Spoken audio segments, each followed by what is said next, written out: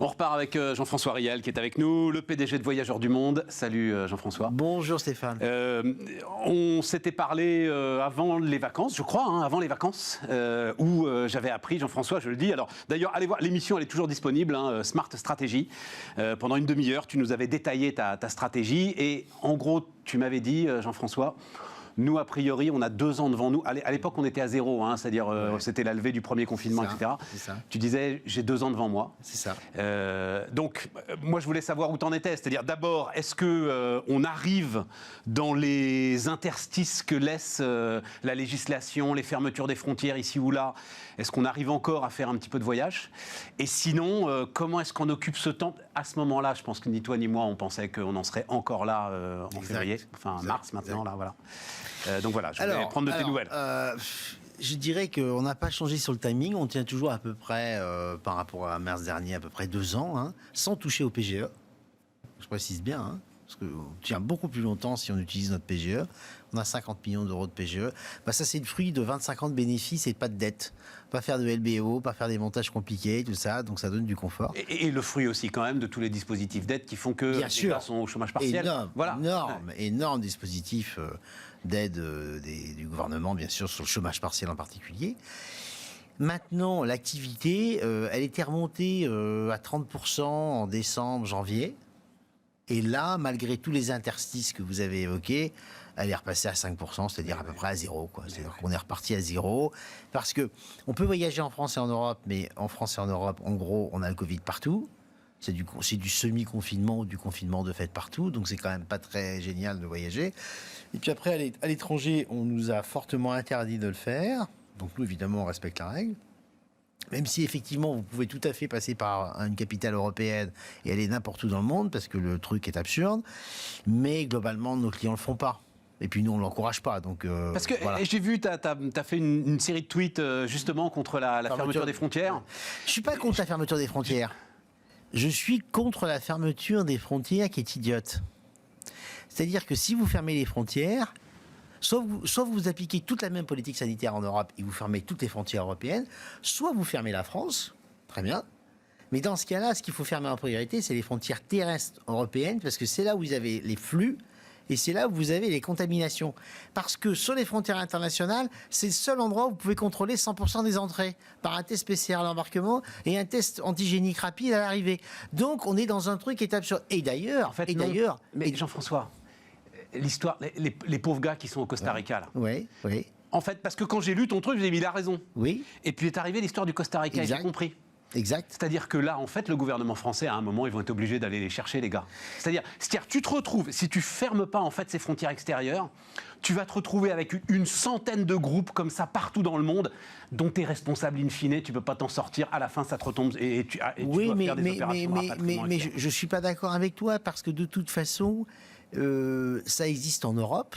Et tu les fais bien revenir. Mais oui, mais en Europe, c'est facile de les faire revenir. Non, Stéphane, c'est pas vrai. Parce que quand tu es quelqu'un qui est positif à l'étranger, eh bien, il reste à l'étranger pendant 8 jours, pendant 10 jours, le temps de devenir négatif. Et après, il rentre. Oui, mais tu Donc, restes c'est à un faux l'étranger problème. dans des conditions européennes. Moi, j'entendais ces gens-là. En fait, le pire, c'était pas qu'ils restent bloqués au Costa Rica. C'est qu'à un moment, je comprends ils deviennent des parias, quoi. Je comprends ce que tu dis, sauf que c'est pas parce que tu as fermé les frontières qu'on est contre ce problème. Si tu avais laissé les frontières ouvertes, tu aurais eu le même problème. Parce qu'ils n'auraient pas eu le droit d'embarquer. Fois 100. Non, je crois pas. Je crois pas. Parce que, à la preuve, on en a eu plein en janvier, février, en décembre. On a eu plein de gens qui ont voyagé, ils n'ont pas eu ce problème. Parce que la probabilité, quand tu pars voyager, déjà, tu es négatif. Après, il faut que tu prennes le virus sur place. Tu le chopes là-bas, voilà, c'est ça. Et il n'y en a pas beaucoup. Ça nous est pas arrivé. Ça peut arriver, je ne dis pas que ça peut pas arriver. Mais je crois que cette mesure de fermeture de frontières est une mesure qui sanitairement n'est pas efficace. J'en suis convaincu. Tu le dis toi-même, ça aurait été anecdotique de toute façon. Parce qu'il y a... Oui, voilà. Oui, je reconnais. Tout à fait. On n'arrive pas là à se projeter dans un projet de voyage. On n'y arrive pas. Bien sûr. Et Dieu sait qu'on en a marre. On aimerait bien. Mais on n'y arrive pas. C'est clair. Comment t'organises tout ça? C'est-à-dire, est-ce que j'ai entendu 2-3 fois la phrase qui me plaisait énormément. Je crois que le premier à l'avoir prononcé, c'était Laurent Vimon, le patron de Century 21 pendant le premier confinement. Les bateaux sont taqués à cause de la tempête. Je répare les filets de pêche. C'est-à-dire, en fait, je me projette sur le futur et ça me donne du temps, et Dieu sait que t'en as, pour améliorer mon offre. Alors, honnêtement, chez nous, non. Chez nous, non, parce que D'abord, je pense que tous les agrégats post-Covid, tout ce qu'il faut faire post-Covid, on l'avait déjà. Ouais. Donc déjà, on a moins besoin. Par contre, donc c'est moi, quoi? C'est le voyage individuel? le voyage individuel, un voyage plus écolo, plus respectueux de la planète, moins tourisme de masse. Je veux dire, tout ce qui fait d'ailleurs plus ou moins juste, hein, toutes les informations négatives qui sont assimilées au Covid. Plus ou moins juste, c'est même pas le problème, c'est que c'est perçu comme ça. Donc un voyage plus respectueux de la planète et des hommes. Bon, et nous là-dessus, on est très fort, naturellement. Bon, donc on n'a pas tellement besoin d'évoluer là-dessus. On est très très très costaud. Par contre, moi, je suis suroccupé parce que je suis en première ligne pour ma profession. Donc moi, je suis suroccupé. J'ai jamais autant travaillé de ma vie parce que je discute avec Jean-Baptiste Lemoyne, avec Bruno Le Maire, des aides gouvernementales, comment ça marche. D'ailleurs, ce qu'ils font, c'est vachement bien. Ça m'intéresse. Ah oui, oui. C'est très intéressant d'ailleurs, parce que ce qu'ils font, c'est très bien. Globalement, ils nous aident.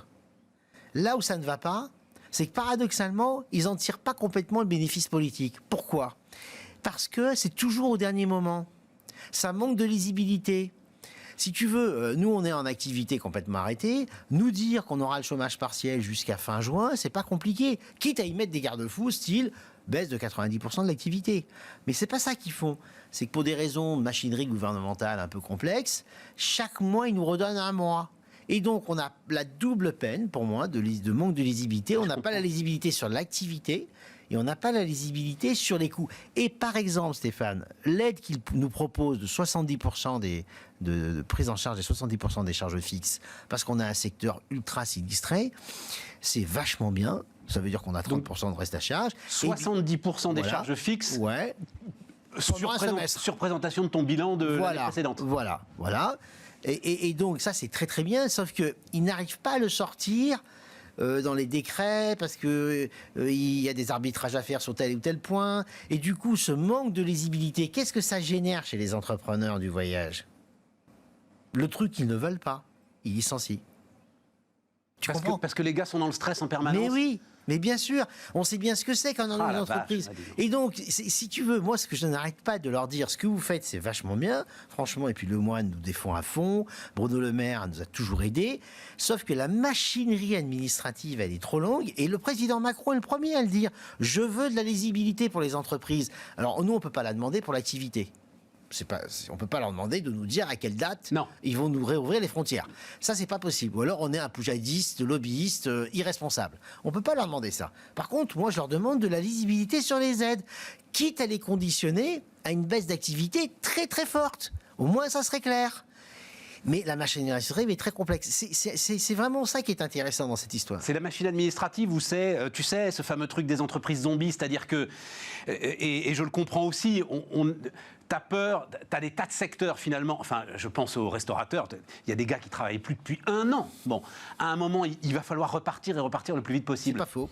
Donc il y a cette idée, je ne sais pas si c'est intellectualisé, mais cette idée de mettre en tension la machine en permanence. Mais Stéphane, il y a une solution à ça. Tu dis, et pareil pour les PGE d'ailleurs, c'est la même chose. Tu dis, je mets des conditions aux aides. 1, baisse d'activité très très très forte. 2, les entreprises qui perdaient de l'argent avant le Covid et qui avaient des fonds propres négatifs, donc qui étaient ce que tu appelles les entreprises zombies, je ne les aide pas. Pas de problème. Pas de problème. Ou alors je les aide sur mesure parce que je fais une analyse précise, particulière, etc. Mais c'est normal, c'est l'État, c'est compliqué parce qu'il y a le cabinet du ministre en charge, il y a l'administration du ministre en charge, ensuite il y a d'autres administrations et d'autres ministres, donc il y a des arbitrages interministériels, ça remonte à Matignon, l'Élysée donne son avis, et tout ça, ça prend des semaines et des semaines et des semaines. Je vais te raconter un exemple caricatural. Vas-y. Caricatural. Ils nous disent, ils acceptent de nous aider sur ce qu'on appelle le reste à charge sur les congés payés. Parce que quand on est à 100% de chômage partiel, en fait on a 15% de coûts. Congés payés et jours fériés. Les restaurateurs obtiennent ça, magnifique, et ils nous proposent de rentrer dans le système, nous les agents de voyage, pour à peu près la moitié du coût. Très bien, parfait. Ils nous pondent le décret le 31 décembre. On devait les consommer en janvier. Hein. Bon. Et ils nous mettent un rabot de 30%. Je ne dis pas que le rabot est injustifié. Pourquoi ils mettent un rabot de 30%? Je ne sais pas. Je ne dis pas qu'il est injustifié, je dis qu'on doit être prévenu. Mais ouais. Je dis qu'on doit, on se met d'accord sur des conditions. on discute des semaines et des semaines et des semaines. Et tout d'un coup, et moi je suis sûr que les ministres n'y sont pour rien. Hein. Non. C'est un haut fonctionnaire de Bercy qui a au dernier moment. Je sais et ça, c'est pourquoi. insupportable pour les entrepreneurs. Mais mets-toi à la place du gars, là. Il est en train de signer des chèques en blanc. Il le sait.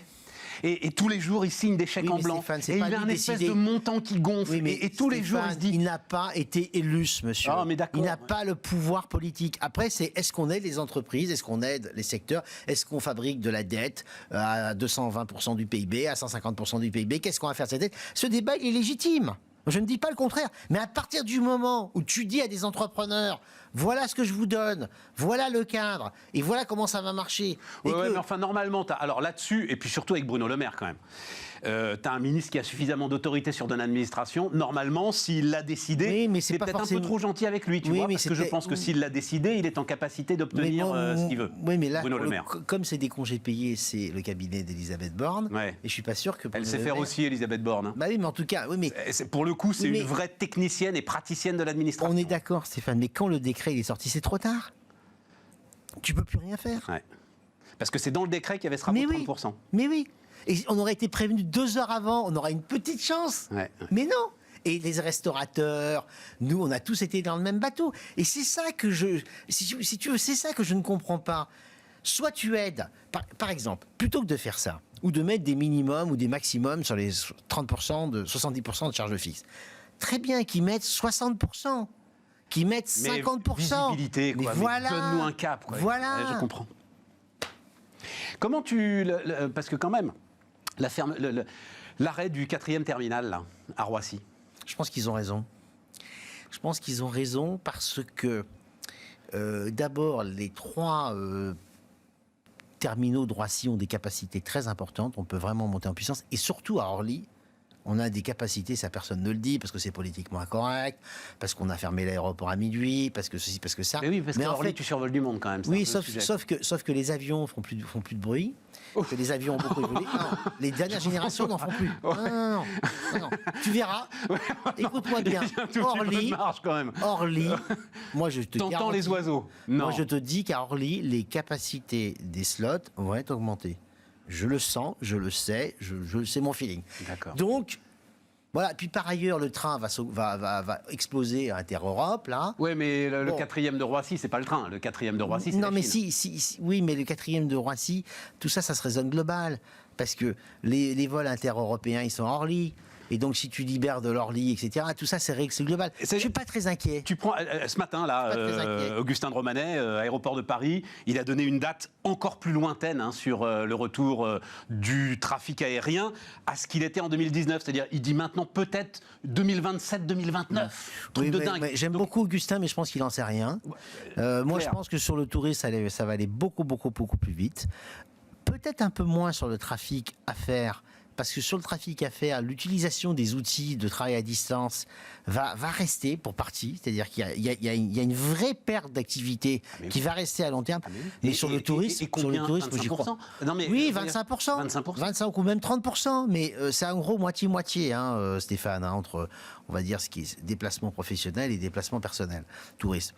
Donc ça veut dire que c'est 12% au total, 15% au total. Donc ça veut dire que moi je vais te dire, je pense qu'en 2023, on aura retrouvé l'activité de 2019. Si on est dans l'idée qu'on en sort en septembre, quoi. Si on sort cet été. Évidemment, ça décale d'autant derrière. Voilà, mais si on est dans l'idée qu'en septembre, ça y est, on a tourné la page. Voilà, moi c'est ce que je crois. À moins qu'on ait une crise économique majeure à cause des volumétries de dette et qu'on ne soit pas capable de les résoudre. Non. Mais je pense qu'on va les résoudre. Je ne suis pas très inquiet de ça, moi. T'as raison. Enfin, on ne le résoudra pas, mais on reportera le problème, tu sais. Oui, on va l'annuler sans l'annuler. Bon, si tu veux qu'on parle de ça, on peut en parler, mais alors à ce moment-là, c'est trop gros. C'est ma marotte, donc si tu veux, on est voilà. Non. Est-ce que quand même, parce que tu dis, et on a commencé par là, tu dis, moi j'ai tout bon, on avait déjà coché toutes les cases du monde d'après. Enfin, toutes. Ouais, mais t'as pas des concurrents qui tout à coup vont se réveiller, là, ils vont dire, ouais, en fait, c'est Voyageurs du Monde qui avaient raison, on va faire tout pareil, et tout à coup venir te bousculer, venir... D'abord, je le souhaite, parce que ça ferait du bien au voyage et à la planète. Et aujourd'hui, nos concurrents, ils n'ont pas tellement les moyens de faire ça. Nos concurrents, ils sont en situation catastrophique, ils n'ont pas les réserves qu'on avait. Ils sont en situation de risque de survie. Les plus grands voyagistes au monde qui sont allemands, il y en a déjà un qui a sauté. Je pense que le deuxième, il n'en est pas très loin. C'est TUI, celui qui a sauté? Non, c'est Thomas Cook qui a sauté. Thomas Cook qui a sauté et TUI qui est... TUI, on en est au volume d'aide. crête. On a un volume d'aide du gouvernement fédéral allemand qui dépasse celui que la France fait auprès d'Air France. Hein. La vache! Ah oui, oui, oui. On en est à 7, 8, 10 milliards. Hein. Donc, si tu veux. Mais oui, parce que c'est un modèle qui a tout intégré. Avion, hôtel, réceptif, agence de voyage. Dis donc, à un moment, tu vas pas aller à Bruxelles en disant, dites donc, là, parce que ça fait beau. Non, c'est pas. Non, non, c'est pas mon truc, parce que je pense qu'on est très peu concurrents. Et que surtout, leur modèle est inadapté au voyage de demain. C'est un modèle du tourisme de masse. Où il faut avoir conscience que TUI envoie plus d'Allemands en Espagne qu'il y a de Français qui voyagent dans le monde entier. Mais ça veut dire que sur 25 ans, là, dans ton modèle de voyage, tu as construit, tu as l'impression, toi, des barrières à l'entrée considérables dans les relations que tu as pu nouer localement, etc. Oui, voilà, c'est ça. Très fort. Très fort dans le système de distribution. On est 100% en distribution directe. Dans la valeur ajoutée en termes de niveau de service qui va très, très, très, très loin. C'est-à-dire qu'on nous présente comme un voyagiste haut de gamme, mais en fait, on est un voyagiste très haut de gamme en service. Les prestations, ça peut être du low cost comme de la première classe. Mais dans le service, c'est du soft, c'est compliqué. Et il faut des années de savoir-faire humain pour pouvoir construire ça. Plus de la distribution directe. C'est-à-dire qu'aujourd'hui, on a 150 000 clients dans le monde. 100% sont nos clients directs. C'est-à-dire qu'on ne passe pas par le moindre distributeur. Donc on a un profiling hyper pointu. Tu voyages avec nous, on sait exactement ce que tu aimes, ce que tu n'aimes pas, où est-ce que tu veux aller, qu'est-ce que tu veux faire. Et chaque voyage est un voyage particulier, y compris sur un même itinéraire dans les mêmes hôtels. Tu vas faire le même voyage que moi, mais en fait, tu vas pas du tout faire le même voyage parce que dans ton contenu de voyage, je vais mettre des choses qui correspondent à ce que tu es. Voilà. Donc, tu vas gagner des parts de marché quand ça va repartir. C'est ta conviction, en fait. Voilà, c'est ce que je crois. Et puis, par ailleurs, on est très engagé sur les aspects sociaux, écologiques, environnementaux. On plante 3 millions d'arbres par an. On a des programmes qui sont incontestables d'absorption de carbone, que même les écologistes les plus ayatollahesques disent qu'ils sont valables.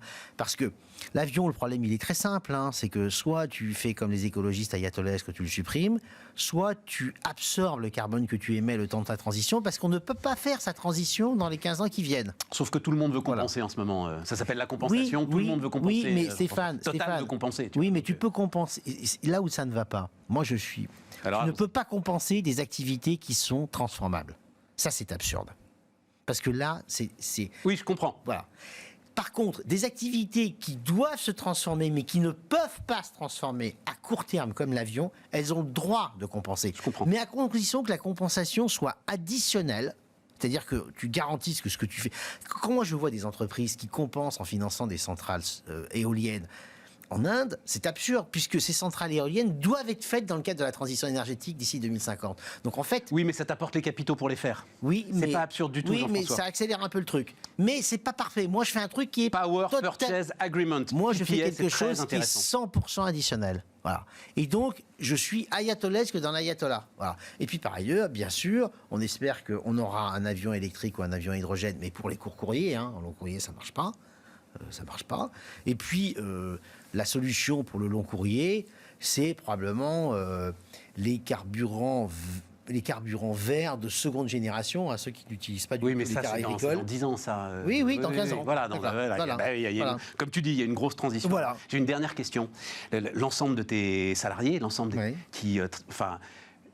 la vie au chômage... C'est très difficile. Ça, c'est le vrai sujet. Ça, c'est le vrai sujet. Alors, vas-y. C'est le vrai sujet. Ça. Alors, nous, d'abord, il y en a quand même un certain nombre qui travaillent, on va dire 20-25% à peu près, qui travaillent à tour de rôle, etc. Puis, il y a tous ceux qui ne travaillent pas, ou travaillent très peu. Eh bien, on leur parle. On leur parle. D'abord, moi, je leur fais moi-même, personnellement, tous les mois, tous nos salariés, je fais un petit Zoom ou un Teams, etc., où je leur dis tout. Situation financière, négociation gouvernementale, comment je vois l'épidémie, comment je vois, etc. Je leur dis tout, et puis après, ils ont le droit de me poser toutes les questions qu'ils veulent sans que j'ai été informé avant. Donc, transparence totale, une fois par mois, comme ça. Donc, on a gardé un lien très fort. Et puis, par ailleurs, mes directeurs, mes managers leur parlent par petits groupes, etc. Donc, on a bien réussi à animer l'entreprise, malgré le fait qu'on travaille à distance à 100%, nous, depuis 15 mars. On n'a pas remis les pieds au bureau. Hein. Mais il y en a pas mal. Et tu ne crois pas que tu vas perdre des talents ? Bien sûr que je vais en perdre. Je vais en perdre, mais je vais pas en perdre beaucoup, parce que, à moins que ça dure trop longtemps. C'est-à-dire que si ça dure encore 2 ans, bon. Ah non. Mais si ça dure, ce que je crois, Encore 3-4 mois, quoi. jusqu'à cet été, Ouais. parce qu'après, moi, je pense que les vaccins et la gestion des variants par les vaccins va prendre le dessus. Plus le fait que les personnes à risque seront toutes vaccinées, donc on aura moins de morts, donc on aura moins peur. Bon, moi, je pense qu'on va redémarrer à peu près cet été et à partir du mois de septembre, quoi. Ben, on se reparlera d'ici là. Ben oui, bien sûr. Jean-François Rial, le Merci, patron de Stéphane. Voyageurs du Monde, était notre invité sur Bismart.